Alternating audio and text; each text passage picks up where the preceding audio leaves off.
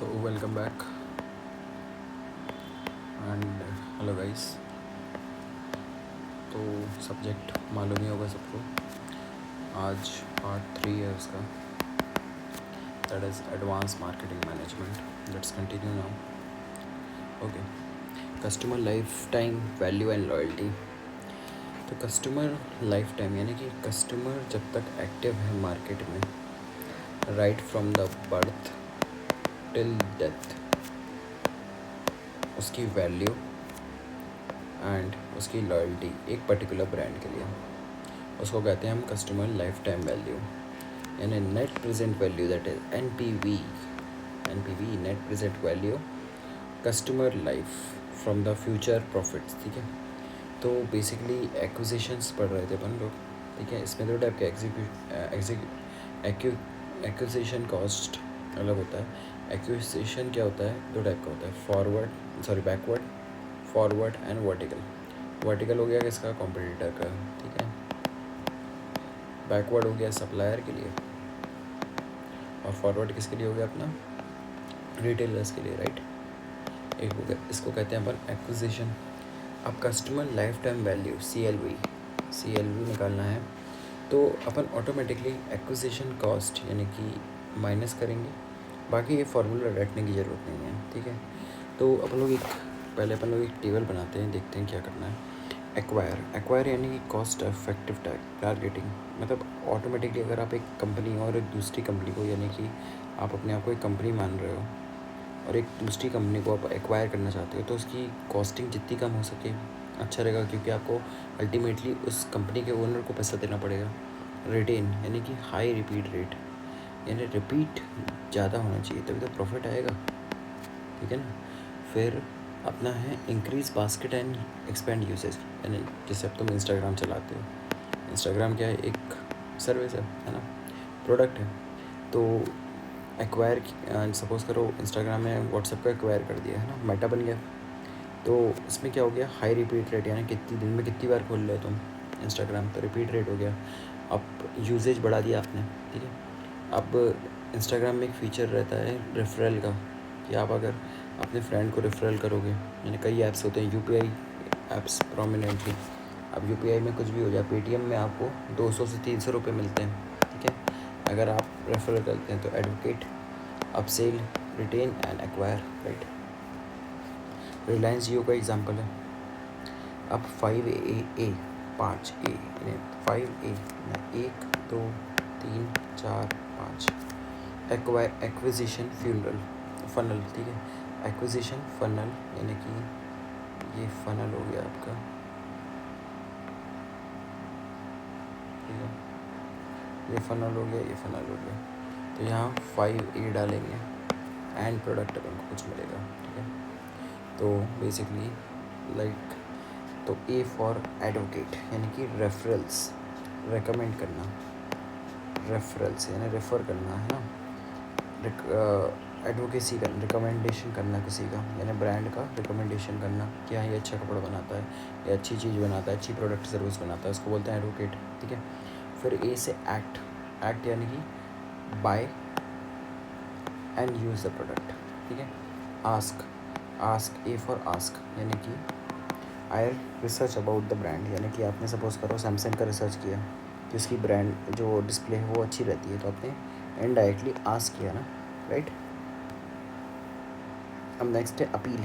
I like the brand, यानी Samsung मेरे को बहुत अच्छा लगता है, लाइक मेरे को एप्पल अच्छा लगता है, तो आपने बताया. ठीक है, अवेयर यानी एप्पल के हर एक प्रोडक्ट्स है, यानी कि वो मैकबुक मोबाइल्स बनाता है, मैकबुक बनाता है, आईपैड्स बनाता है, पेंसिल बनाता है, एक्सेसरी, ईयरफोन, सब आपको अवेयरनेस है. This is known as the 5A acquisition funnel बोल रहा हूँ. कॉटलेस मार्केटिंग, कॉटलर का यार, अच्छा कॉटलेस मॉडल है कस्टमर एक्विजिशन फनल. ठीक है, 5A's. तो A से हो गया एडवोकेट, यानी किसी को बताना. एक्ट यानी कि खुद बाय करना और परचेज करना. ठीक है, ये रिवर्स है, बेसिकली मैंने रिवर्स बताया आपको, यहाँ से बताया, लेकिन ये ऊपर से नीचे तक है. तो पहले चीज़ अवेयर, तो यहाँ से बता देता हूँ एक बार, कोई दिक्कत नहीं है. अवेयर जो है, पहले आप ब्रांड के बारे में अवेयर होते कि एप्पल क्या चीज़ है. ठीक है, फिर आप अपनी धीरे धीरे ब्रांड लाइकिंग करने लगते हो कि हाँ यार एप्पल अच्छा प्रोडक्ट बनाता है, चाहे उसके कोई भी फ्यूचर प्रोडक्ट्स आएंगे मैं ज़रूर लूँगा। फिर मैं एप्पल के बारे में रिसर्च करता हूँ कि कहाँ की कंपनी है, यूएसए की है, इंडिया की है, XYZ कंट्री की है। उसको ऐड करता हूँ कि भाई मैं लेता हूँ उसका प्रोडक्ट और यूज़ करना स्टार्ट करता हूँ, और मुझे अच्छा लगेगा तो मैं रिकमेंड करूँगा हाँ कि आप प्रोडक्ट लीजिए। मेरे को सपोज़ करो मेरा फ्रेंड भी एप्पल ले रहा है, तो बेसिकली वो मेरे से पूछता है या मैं उसको बताता हूँ कि हाँ यार एप्पल का प्रोडक्ट अच्छा रहता है, राइट। ये सेम कॉटलर्स 5A। तो 5A याद कर लिया आपने। पहले क्या करेंगे, आप एक्ट करेंगे, फिर क्या करेंगे, अपील करेंगे, फिर क्या करेंगे, आस्क करेंगे, उसके बाद एक्ट करेंगे और एडवोकेट करेंगे। ठीक है, दिस इज 5A। तो aware, I know this brand, reach and recall, appeal I like it यानी स्टैंड आउट कर लिया, आस्क यानी let me research about it, ठीक है, एक्ट क्या I will buy, and advocate I will recommend this users. अब satisfaction, इस पर लॉयल्टी बढ़ती है। आप अगर सेटिस्फाई रहोगे तो आप एप्पल्स के और प्रोडक्ट लोगे, ठीक है, लॉयल्टी बढ़ेगी तो एप्पल के डायरेक्टली प्रॉफिट बढ़ेगा कंपनी का, क्योंकि अल्टीमेट गोल एंड तो वही है ना, लॉयल्टी प्रोग्राम। अब स्टूडेंट डिस्काउंट्स होते हैं, ठीक है। तो वैसे ही है CRM यानी कि कस्टमर रिलेशनशिप मैनेजमेंट, ठीक है, रिलेशन मैनेजमेंट, CRM, ठीक है। एवरी कस्टमर टच पॉइंट्स यानी कि आपको कस्टमर की नस पकड़ना आनी चाहिए, ठीक है।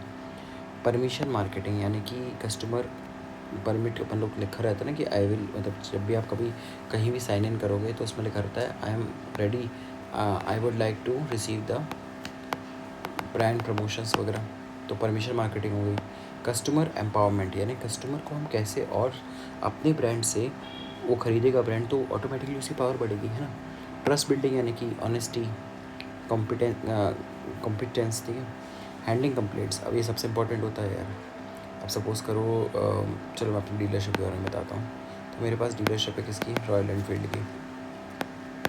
रॉयल एनफील्ड आपको मालूम ही है हम इतनी पर प्रोड्यूस करता है, तो उसकी कंप्लेंट हैंडल करना 24/7 कि आप ऐप रॉयल एनफील्ड के ऐप पे जाएं और रोड साइड असिस्टेंस लेनी है आपको, तो ऑन द स्पॉट आपका जो एक कस्टमर एजेंट होगा यानी कस्टमर केयर एजेंट होगा, इमीडिएटली आपको कॉल करेगा, ठीक है। और सपोज़ करो अमेज़ॉन ईजी रीडर या अमेज़ॉन और फ्लिपकार्ट पे करते हैं लोग, है ना। और reach out potentially to proactively to dissatisfied customers यानी कि जो उदास बैठे हुए हैं, जो आपकी सर्विस अच्छी नहीं लगी तो उनको प्रोएक्टिवली रीच करना, है ना।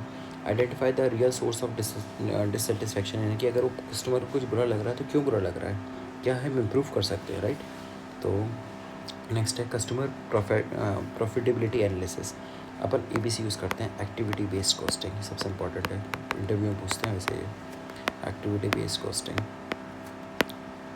एक्टिविटी बेस्ड यानी कि आप आप प्रैक्टिकली बताना, एक राज नाम का लड़का है और एक राहुल नाम का लड़का है। राज जो है महीने के पर मंथ 1 मंथ में अप्रॉक्स 30 ऑर्डर्स मंगवाता है, वेयरएस राहुल जो है वो 1 महीने में मात्र 1 या 2 ऑर्डर्स मंगवाता है।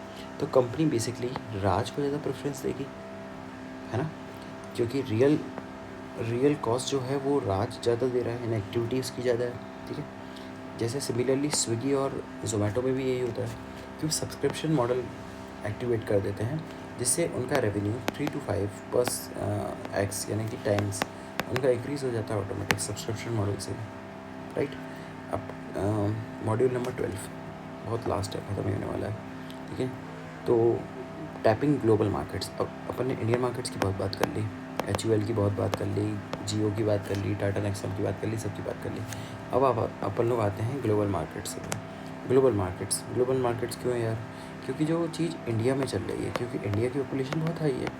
अब सपोज़ करो मैं इंडिया का कोई प्रोडक्ट अफ्रीका ले जाता हूँ क्योंकि वहाँ का क्लाइमेट भी सेम है, या उसका प्रोडक्ट साउथ कोरिया ले जाता हूँ, या फिर उसका प्रोडक्ट मैं जापान ले जाता हूँ, जैसे चाइना करता है। चाइना क्या करता है, चाइना खुद की कंट्री में तो करता ही है सप्लाई, बाकी ग्लोबल भी करता है, राइट। तो बेसिकली क्यों करता है वो, कि भाई प्रॉफिट अच्छा होना चाहिए, ठीक है, इकोनॉमिक्स अच्छा होना चाहिए, मार्केट डाइवर्सिफिकेशन हो गया, कंट्री ग्लोबल कॉम्पिटिटर्स और एंगेज किए, transfer of idea and products, यानी कि जो राफेल हुआ था, राफेल जो है बेसिकली कहाँ का है, US का है ना। तो राफेल आ गया है ना, या रशिया से हम कुछ इंपोर्ट कर रहे हैं like airplane, transfer of ideas हुए ना। लेकिन रिस्क क्या है? पॉलिटिकल सबसे इंपॉर्टेंट, गवर्नमेंट की क्लियरेंस मिलेगी कि नहीं मिलेगी, करेंसी फ्लक्चुएशन यानी कि आज डॉलर गिर गया रुपीज़ के अगेंस्ट में या डॉलर बढ़ गया रुपीज़ के अगेंस्ट में, राइट।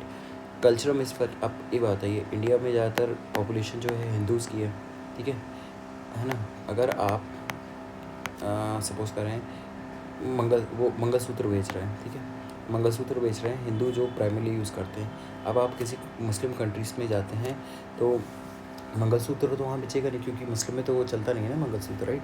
तो कल्चरल मिसफिट हो गया अपना। फिर है अपना टैरिफ्स, है ना, टैरिफ्स, क्योंकि जो इंडिया में आज भी लाइक जो टोयोटा की फॉर्च्यूनर होती है वो आती अब 50 लाख की है, 60 लाख की है। क्यों आती है? क्योंकि उसमें इंडिया वाले, क्या हो गया, इंडिया वाले जो हैं इसमें फॉर्च्यूनर एसयूवी जो, तो इंडिया का टैक्स स्लैब ज़्यादा है, जीएसटी ज़्यादा है ना, तो टैरिफ ज़्यादा है, मार्केटिंग कॉस्टिंग ज़्यादा है उसकी, राइट। हायर मार्केटिंग कॉस्ट हो गया, लॉजिस्टिक्स, यानी कि इंडिया से आपको अगर कोई प्रोडक्ट है वो इंडिया से इंपोर्ट करना है यूएसए, तो आप ऐसा तो है नहीं कि कार से ले जाएंगे, ऑब्वियसली आपको शिप या फ़्लाइट यूज़ करनी पड़ेगी, एयर वेज यूज़ करनी पड़ेगी, तो उसकी शिपिंग ज़्यादा है। तो ग्लोबल मार्केट का यही है, ठीक है। नेक्स्ट है अपना, अच्छा, हाउ मेनी मार्केट्स, देखो वाटरफॉल, एक मार्केट एट अ टाइम, यानी कि सपोज़ करो मैंने अपना प्रोडक्ट लॉन्च किया तो मैं इंडियन मार्केट्स ही देखूँगा, ठीक है, तो उसको कहते हैं वाटरफॉल, यानी एक साइड से यहाँ से मैंने स्टार्ट किया है, यहीं मैं नीचे गिरूँगा, इसको कहते हैं वाटरफॉल। स्प्रिंकल, अब स्प्रिंकल जो होता है वो बेसिकली हर जगह मूव करता है, हीरा स्प्रिंकल, ठीक है, घूमता है ना, ठीक है, रोटेट करता है, तो मैनी मार्केट स्टिमुलेशंस होते हैं। बॉर्न ग्लोबल, यानी कि इंटरनेशनल फ्रॉम डे वन, यानी H&M है, वो इंटरनेशनल ब्रांड है कि उसने स्टार्टिंग ही इंटरनेशनली किया है, राइट। अब जो है अपना अपन लोग स्टार्ट करते हैं मोड ऑफ एंट्री, यानी कि घुसे कैसे फॉरेन मार्केट में। फॉरेन मार्केट बात कर लेगी, ग्लोबल मार्केट में रिस्क हो गया, प्रॉफिट्स हो गए, ठीक है, ब्रांड्स भी देख लिए, वाटरफॉल टेक्निक देख ली, स्पार्कल देख लिया, बॉर्न ग्लोबल देख लिया, लेकिन एंट्री करनी कैसे है? तो सबसे पहले अपन लोग क्या करेंगे, इनडायरेक्ट एक्सपोर्टिंग, यानी कि किसी थर्ड पार्टी ऐप को मैंने लिया, वो मेरे लिए एक्सपोर्ट करेगा मेरा प्रोडक्ट। डायरेक्ट एक्सपोर्टिंग, अब मेरे को लगा कि मेरा प्रॉफिट बढ़ने लगा है, तो मैं इसको हटा के अपनी खुद की लॉजिस्टिक्स डायरेक्ट एक्सपोर्ट करूँगा, राइट। फिर लाइसेंस एंड फ्रेंचाइजिंग, यानी कि अगर मेरा बिज़नेस सस्टेंड हुआ कि मेरी एक्सपोर्टिंग अच्छी हो रही, तो मैं क्यों ना वहीं स्टोर खोल लूँ, यानी कि अपना फ्रेंचाइज खोल लूँ वहाँ पर, या फिर जॉइंट वेंचर कर लूँ। जैसे सपोज़ करो स्टारबक्स है, स्टारबक्स एग्जांपल अच्छा है, सुनना, स्टारबक्स ने टाटा का साथ लिया है इंडिया में घुसने के लिए, टाटा स्टारबक्स, तो जॉइंट वेंचर हो गया। फिर अगर जैसे ही स्टार्टअप जो स्टारबक्स है वो अपना ग्रेन कर लेगा कंप्लीट, कि इंडिया में फुल्ली इस्टेब्लिश हो जाएगा, तो डायरेक्ट इन्वेस्टमेंट लेगा वो। और लास्टली एक्विजिशन, यानी कि छोटे, लाइक सपोज़ करो स्टारबक्स ने कोई और जो इंडियन ब्रांड्स है, सपोज़ करो, और कॉफ़ी में कौन आता है, CCD आता है, कैफ़े कॉफ़ी डे, उसको एक्वायर कर लिया, एक्विजिशन। तो पहले क्या किया स्टारबक्स ने क्या किया पहले, कि USA से इंडिया तक एक्सपोर्टिंग करी उसने एक थर्ड पार्टी की तरह, ठीक है। फिर उसके बाद खुद एक्सपोर्टिंग करने लगा, फिर उसने यहाँ पर फ्रेंचाइजेस खोला with the joint venture of Tata, फिर डायरेक्ट इन्वेस्टमेंट करेगा, उसके बाद एक्विजिशन करेगा CCD की, राइट। अब जैसे इनडायरेक्ट एक्सपोर्टिंग है, भाई केरला के मसाले जो होते हैं, जो केरला स्पाइसेस होते हैं, है ना, वो सबसे वर्ल्ड फेमस है, तो वो बेसिकली क्या करता है, इनडायरेक्ट एक्सपोर्टिंग करता है। अब जो डायरेक्ट एक्सपोर्टिंग होती है, तो मैरिको जो पैराशूट जो तेल होता है, कोकोनट ऑयल, तो वो डायरेक्ट एक्सपोर्टिंग में आता है, ठीक है। और फिर लाइसेंस एंड फ्रेंचाइजिंग, इसमें क्या होता है, हल्दीराम हो गया, वो इंडिया में भी है, बाहर भी है, हर एयरपोर्ट पे हल्दीराम, तो है ना, इंडिया के और बाहर भी है। अब श्रीलंका हो गया, नेपाल हो गया, तो इंटरनेशनल ग्लोबल हो गया वो। जॉइंट वेंचर तो मैंने बता ही दिया, टाटा और स्टारबक्स, हाँ। या फिर मारुति जो है इंडियन कंपनी है, सुजुकी जो है जापान की है, ठीक है। डायरेक्ट इन्वेस्टमेंट यानी FDI, TCS सबसे इंपॉर्टेंट, टाटा कंसल्टेंसी सर्विस, ठीक है। एक्विजिशन यानी टाटा मोटर्स ने किसको एक्वायर कर दिया, रतन टाटा ने किया था ना, जो लैंड रोवर आती है, है ना, land rover, range rover, Jaguar. अब है अपना स्टैंडर्डाइजेशन एंड लोकलाइजेशन। अब स्टैंडर्डाइजेशन का प्रोस और कौन से, यानी पॉजिटिव और नेगेटिव के बारे में डिस्कस करते हैं। तो पॉजिटिव क्या है कि इकोनॉमिक्स बढ़ेगा, आपका सेल्स बढ़ेगी, लो मार्केटिंग कॉस्ट कम हो जाएगी, आपकी सेल्स बढ़ जाएगी, है ना। एक ब्रांड की इमेज कंसिस्टेंट हो जाएगी, पॉजिटिव हो जाएगी। गुड आइडियाज़ यानी एक्सचेंज ऑफ आइडियाज़ होगा, है ना। और पावर ऑफ स्कोप है। लेकिन भाई जितना आपको दिख रहा है उसका अदर साइड ऑफ कॉइन देखते हैं अपन।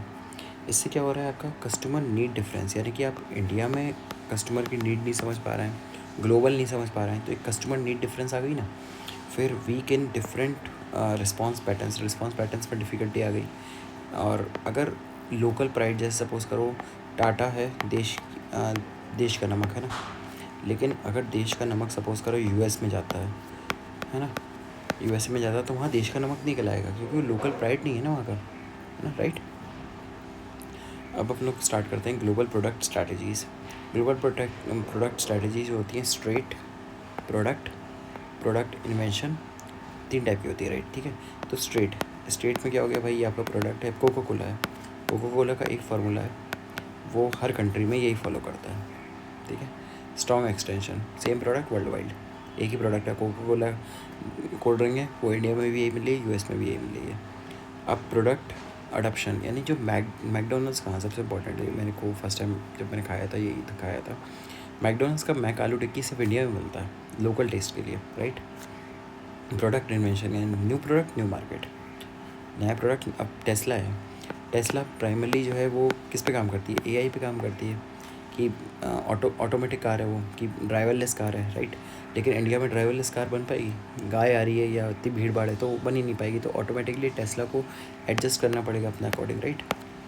ग्लोबल ब्रांड एंड प्राइसिंग, अब ग्लोबल ब्रांड एंड प्राइसिंग में सबसे ज़्यादा दिक्कत आती है डॉलर्स और रुपये की। आप इंडिया में तो रुपये है, यूएस में कर रहे हैं डॉलर है, राइट। तो बेसिकली यही है। और ग्लोबल एड्स, आपको सब कंट्री का इकोनॉमिक्स समझनी पड़ेगी, जोग्राफिक करनी समझनी पड़ेगी, तब जाके तो आप एड्स बना पाएंगे, राइट, है ना। तो टाटा मोटर्स लैंड ओवर। फिर नेक्स्ट स्टेप ना सोशली रिस्पॉन्सिबल मार्केटिंग, ये सबसे इम्पॉर्टेंट है। क्या भाई क्या करना चाहिए, ऐसा आड़ा टेढ़ा नहीं बना सकते हैं आप। सपोज़ करिए आप बाबा इलायची, विमल, चलो विमल का एग्जांपल लेते हैं, राइट। विमल बहुत क्लासिक एग्जांपल है, कुछ लोग तो खाते भी होंगे, है ना। विमल, अब देखो विमल जो है प्राइमरली पान मसाला बनाता है, लेकिन इंडिया में पान मसाला तो एडवर्टाइज़ करना बैन है। तो विमल ने क्या किया, फेक मार्केटिंग करी कि हम इलायची बनाते हैं, ठीक है। और बेसिकली आईपीएल चल रहा है तो कई जो ब्रांड्स है वो विमल, उनकी टी शर्ट पहनना है विमल इलायची, बाबा इलायची, ठीक है, बोलो जुबा केसरी, राइट। तो सक्सेस जो होती है वो 3 लोगों पे डिपेंड करती है। एक होता है पीपल, एक होता है प्लैनेट यानी एनवायरनमेंट, और एक होता है प्रॉफिट। तो ये जो कोर कंसेप्ट है ना, this is known as the sustainable, ठीक है, ये रहा, ठीक है। अब जो पीपल है वो सोशल लाइफ, ठीक है, प्लैनेट यानी एनवायरनमेंट, प्रॉफिट यानी इकोनॉमिक्स, राइट। कम्युनिटी अपन यूज़ करेंगे CSR। तो पहले फेयर कंपनसेशन मिलना चाहिए, वर्क लाइफ बैलेंस होना चाहिए, डाइवर्सिफाई एम्प्लॉयज़ डे में तो थका हारा नहीं उसके लिए। तभी देखो ऑफिस में आजकल ये मेंटेन करने के लिए ऑफिस में कैंटीन्स हो गई हैं कि जिससे एम्प्लॉय को बाहर ना जाना पड़े, ठीक है, कैफ़ेज़ हो गए हैं, जिम हो गया है कि एम्प्लॉय अपना वर्क लाइफ बैलेंस सही से कर सके, ऐसा ना हो कि बस ऑफिस का ही काम करता रहे, जिम जाना छोड़ दे, राइट। अब लो इनकम जो कमिटीज़ होती हैं ये देख लेना, जरा सा है, ज़्यादा चार्ट इम्पॉर्टेंट नहीं है, ठीक है। रिवर्स इनोवेशन, अब रिवर्स इनोवेशन क्या होता है कि आप चीपर ऑप्शंस लॉन्च करेंगे डेवलप्ड मार्केट में, ठीक है। चीपर यानी कि सपोज़ करो यूएसए में इंटरनेट का रेट है $2 पर GB, यानी कितना हो गया, अगर 90 रुपीज़ से माने तो 180 रुपीज़ पर GB।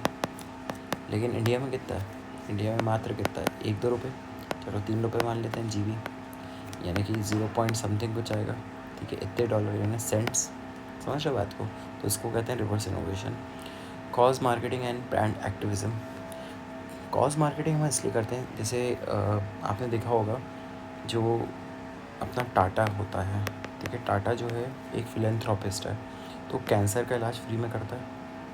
क्यों करता है कि सोशल वेलफेयर कर सके, कस्टमर का बॉन्ड बना सके, हाँ यार टाटा इतना अगर मैं पैसा दे रहा हूँ, टाटा की कोई प्रोडक्ट खरीद रहा हूँ, तो उसका कैंसर ट्रीटमेंट में भी तो मदद मिल रही है, तो एक बॉन्ड्स बन गया, गुडविल रिजर्व, ठीक है।